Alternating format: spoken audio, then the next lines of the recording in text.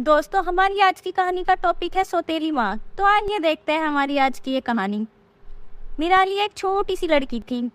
निराली के जन्म देते ही उसकी माँ का देहांत हो जाता है, जिससे उसके पापा बहुत दुखी होते हैं। हे भगवान, मैं अपनी छोटी सी बच्ची को अकेले कैसे पालूंगा। अभी तो ये बहुत छोटी है, मुझे इसके लिए कुछ करना पड़ेगा। महेश दूसरी शादी कर लेते हैं, जिससे उसकी बच्ची को माँ का साया मिल जाता है। महेश की पत्नी पूनम निराली को अपनी सगी औलाद से भी ज्यादा प्यार करती थी। कुछ समय बीतता है। निराली भी 10 साल की हो चुकी थी और पूनम को भी अब दूसरा बच्चा हो जाता है। देखो निराली बेटा, ये तुम्हारा छोटा भाई है, तुम इसका अच्छे से ध्यान रखोगी ना? हाँ मम्मी, मैं अपने छोटे से भाई का बहुत अच्छे से ध्यान रखूंगी। वैसे तो पूनम निराली को भी बहुत प्यार करती थी। कभी भी उसके साथ उसने सौतेला बर्ताव नहीं किया था, पर दूसरे बच्चे की वजह से उसका टाइम ध्यान बट सा गया था, जिससे निराली को बिल्कुल अच्छा नहीं लगता था। और कुछ वही अड़ोस पड़ोस के लोग उसको भड़का देते थे। हे राम, अब तो पूनम इस बिन माँ की बच्ची पर भी ध्यान नहीं देगी। आखिर अब उसका अपना बेटा जो हो गया है। हाँ, सही कह रही हो बहन, ये तो उसकी सौतेली बेटी है, तो भला अब वो इस सौतेली बेटी पर क्यों अपना प्यार दिखाएगी? अब तो उसका अपना बेटा जो है प्यार लुटाने को। बेचारी निराली बिन माँ की बच्ची ना जाने कैसे रहेगी अब। निराली जो थी उन दोनों की बातें सुन लेती है और उसके मन में पूनम के लिए नफरत की शुरुआत हो जाती है। एक दिन निराली स्कूल से घर आती है। उस समय पूनम अपने बेटे को सुला रही थी। माँ, मुझे बहुत भूख लगी है, जल्दी से खाना दे दो। निराली, तुम किचन से खाना ले लो खुद, मैं अभी छोटू को सुला रही हूँ।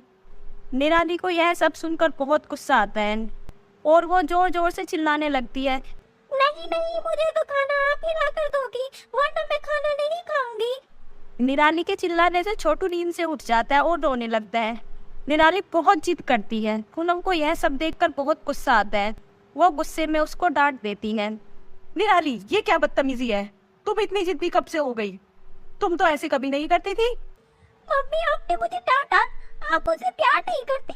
मुझे पता है, क्योंकि मैं आपकी सगी बेटी नहीं हूँ ना। निराली रोते हुए अपने कमरे में चली जाती है। पूनम को निराली का ऐसा बोलना अच्छा नहीं लगता।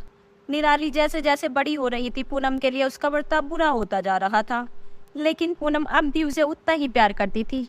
निराली बेटा, उठो, तुम्हें कॉलेज जाना है, वरना देर हो जाएगी। नहीं, मुझे और सोना है। आप जाओ यहाँ से, मुझे सोने दो। आप क्यों बार बार मुझे परेशान करती हो?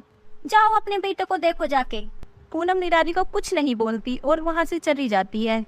एक दिन निराली घर से झूठ बोलकर अपने फ्रेंड्स के साथ घूमने चली जाती है, जिसका पता पूनम को चल जाता है। आ गई तुम? कहाँ गई थी? मैं कहीं भी जाऊँ, आपको क्या? आप अपने काम से काम रखिए। मुझे क्या, मैं तुम्हारी माँ हूँ और मुझे पता होना चाहिए कि मेरी बेटी कहाँ जाती है। और ये क्या, तुम आज झूठ बोलकर घूमने गई थी अपने दोस्तों के साथ? हाँ, आप मेरी माँ तो हैं, पर सगी नहीं, सौतेली माँ है।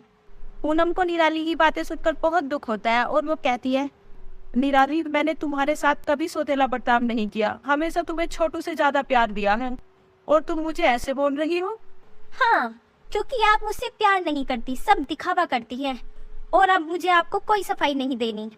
इतना कहकर निराली अपने कमरे में चली जाती है। शाम को निराली के पापा महेश 2 महीने बाद अपने घर वापस आते हैं, पर पूनम उसे निराली के बारे में कुछ नहीं बताती।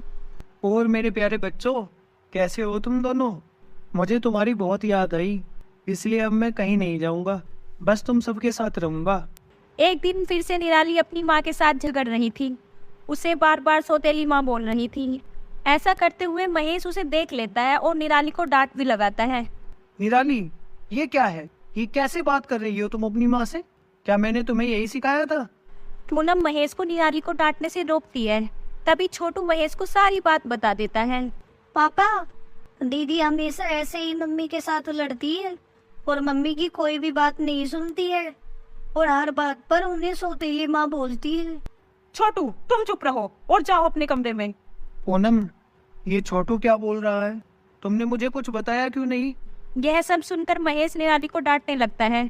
तभी निराली रोते हुए बोलती है, पापा, अब आप भी इनके कहने में आकर मुझ पर चिल्ला रहे हो।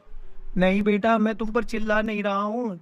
तुम अपनी माँ से ऐसे कैसे बात कर रही हो, इसलिए मुझे गुस्सा आ गया। महेश निराली को बहुत प्यार से समझाता है। तुम्हें पता है बेटा, तुम्हारी माँ के जाने के बाद इसने ही तुम्हें पाला है। भले ही इसने तुम्हें जन्म ना दिया हो, ये तुम्हारा कितना ख्याल रखती है। जब तुम छोटी सी थी ये तुम्हें अकेले ही संभालती थी, कभी इसने तुम्हारी कोई शिकायत मुझसे नहीं की। बेटा, हर सौतेली माँ बुरी नहीं होती।